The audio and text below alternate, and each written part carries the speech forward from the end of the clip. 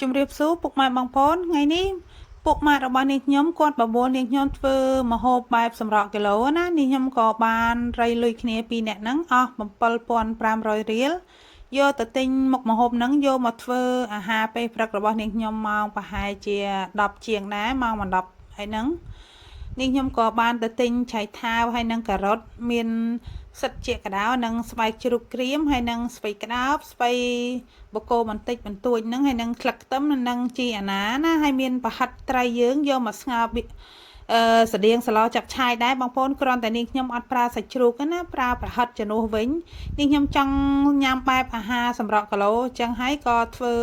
របបអាហារបែបហ្នឹងទៅនាងខ្ញុំចាប់ផ្ដើមដាក់ប្រេងសណ្ដែកឲ្យក្តៅចាក់ខ្ទឹមបំពងមានស្រាប់ហ្នឹងចូលហើយក៏ដាក់ជាមួយផ្សិតជាក្តៅនិងស្បែកជ្រូកហ្នឹងដាក់រំលីងឲ្យឡើងឈ្ងុយបន្តិចបន្ទាប់មកទៀតនាងខ្ញុំក៏ដាក់ជាមួយបន្លែ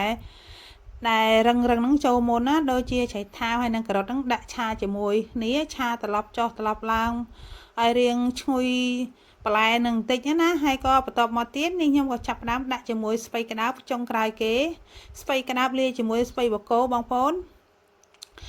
និយាយទៅស្លនេះដូចជាស្លចាប់ឆាយដែរទេគ្រាន់តែនេះខ្ញុំអត់ប្រើឆ្អឹងឬក៏សាច់ជ្រូកណានេះខ្ញុំប្រើប្រហិតជំនួសវិញនេះខ្ញុំស្លថ្ងៃនេះអត់មានដាក់វិជែងដាក់ស្ករទេនេះខ្ញុំស្លបែប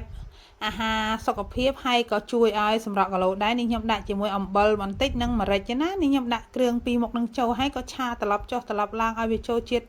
ជាមួយបន្លែបន្តិចទៅឲ្យវាទន់បន្លែបន្តិចណានិយាយទៅសម្លនេះបងប្អូនឆ្ងាញ់គ្រាន់តែថាវាអត់មានរសជាតិហើយបន្ទាប់ពីឆាបានទន់បន្លែរួចរាល់ហើយនេះខ្ញុំក៏ចាក់ទឹករងាស់តែម្ដងនេះខ្ញុំចាក់ទឹករងាស់ហើយនេះខ្ញុំក៏ទុកឲ្យសម្លហ្នឹងបានពុះសិនបាននេះខ្ញុំចាប់ផ្ដើមសូនប្រហិតដាក់តាមក្រោយនេះខ្ញុំអត់តបានដាក់ប្រហិតទេបងប្អូនអញ្ចឹងហើយនេះខ្ញុំទុកឲ្យវាឡើងពុះសិនណាហើយបន្លែនេះទិញអស់តែ1500រៀលទេបងប្អូនជឿអត់នេះខ្ញុំទិញអស់1500រៀលហ្នឹងបានឡើងមកកញ្ច្រែងតែម្ដងបងប្អូនឥឡូវនេះសម្លរបស់នេះខ្ញុំបានពុះហើយនេះខ្ញុំក៏ចាប់ផ្ដើមយកប្រហិតដែលនេះខ្ញុំទិញគេហ្នឹងយកមកដាក់សូនក្នុងទឹកសម្លហ្នឹងតែម្ដងប្រហិតហ្នឹងនេះខ្ញុំទិញអស់តែ3000រៀលទេបងប្អូននិយាយទៅមកហូបមួយឆ្នាំងហ្នឹងអស់7500ហើយញ៉ាំបាន2នាក់បងប្អូនមិត្តភ័ក្តិរបស់នេះខ្ញុំគាត់ចង់សម្រក់គីឡូនេះខ្ញុំគាត់បានណែនាំគាត់ឲ្យញ៉ាំជារបបអាហារហើយកុំដាក់រសជាតិណាឥឡូវនេះទឹកស្ងោររបស់នេះខ្ញុំបានពុះហើយនេះខ្ញុំក៏ចាប់ផ្ដើមយកប្រហិតហ្នឹងមកជោគដាក់តែម្ដងហើយប្រហិត3000បានច្រើនដែរបងប្អូនញ៉ាំ2នាក់និយាយទៅមកហូបថ្ងៃនេះនេះខ្ញុំធ្វើនៅសាមិត្តភ័ក្តិរបស់នេះខ្ញុំគាត់ថាគេថាឲ្យគាត់បូលីគាត់ថាគាត់ថតមៀតធំដូចជ្រូកដូចអីចឹងណាគេផ្អាប់គាត់ដល់ចឹងហើយគាត់មានអារម្មណ៍ថាគាត់ចង់សម្រក់គីឡូតាមនេះខ្ញុំដែរនេះខ្ញុំរាល់ថ្ងៃបងប្អូនត្រូវញ៉ាំក៏ញ៉ាំទៅត្រូវអត់ញ៉ាំក៏អត់ញ៉ាំទៅតាមចិត្តដែរទេបងប្អូនតែនេះខ្ញុំអត់សូវបានញ៉ាំបាយទេមួយរយៈហ្នឹងញ៉ាំជាម្ហូបចឹងណាហើយម្ហូបចឹងធ្វើឲ្យយើងអត់ឡើងគីឡូបងប្អូននេះខ្ញុំអាសាធ្វើញ៉ាំបងប្អូនហើយនេះខ្ញុំស្លហ្នឹងនេះខ្ញុំអត់ដាក់វិជែងដាក់ស្ករទេនេះខ្ញុំដាក់តែអំបិលនិងម្រេចនឹងឯងដល់ពេលស្លឆ្អិននេះខ្ញុំដួសមួយចានសម្រាប់នាងខ្ញុំណាហើយនៅសល់ប្រហែលជាមួយចានទៀតនាងខ្ញុំក៏បានដាក់ម្សៅស៊ុបរ៉ូឌីបន្តិចដើម្បីឲ្យមិត្តភ័ក្តិរបស់នាងខ្ញុំគាត់ញ៉ាំទៅរៀងឆ្ងាញ់ណាព្រោះអីគាត់អត់ទម្លាប់ញ៉ាំដូចនាងខ្ញុំអញ្ចឹងហើយគាត់អត់សូវប៉ិនញ៉ាំដូចនាងខ្ញុំទេតតែលួចម្សៅស៊ុបរ៉ូឌីឲ្យគាត់បន្តិចទៅបានគាត់ថាមានជាតិឥឡូវនេះឆ្អិនហើយនេះខ្ញុំក៏ចាប់ផ្ដើមលើកយកមកញ៉ាំហើយ